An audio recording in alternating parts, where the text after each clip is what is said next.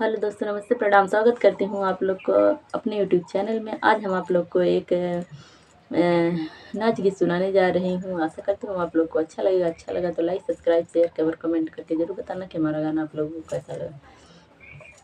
हर लागई ओ हाई हो लागई ओ हाई, चैतवई में 4 बजे लागई वो हाई, चैतवई में 4 बजे लागई वो हाई।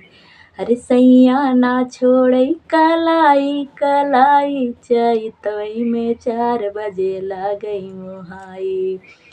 ससुर गए खेत सासु गईनी खेत, सैयनी रे मोहिया ना छोड़ई कलाई, चैतवई में 4 बजे लागई मोहा, लागई वो हाई हो लागई वो हाई, चैतवई में 4 बजे लागई वो हाई।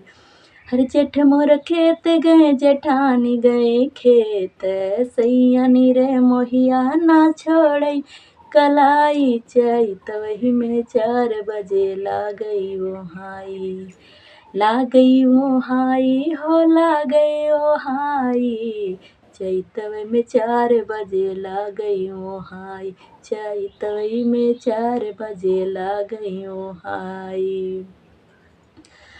अरे देवर मोर खेत गए, देवरानी गई खेत, देवरानी गई खेत। हर सैयनी रे मोहिया ना छोड़ई कलाई, चैतवई में 4 बजे लागई वो हाई, लागई वो हाई हो लागई वो हाई, चैतवई में 4 बजे लागई वो हाई, लागई वो हाई हो लागई वो हाई, चैतवई में 4 बजे लागई वो हाई। टोला पड़ोसी मोरा सब गई खेत में, सब गए खेत।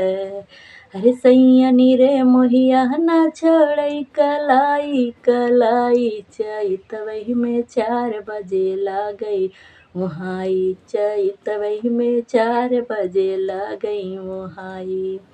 कैसा लगा आप लोग कमेंट करके ज़रूर बताना।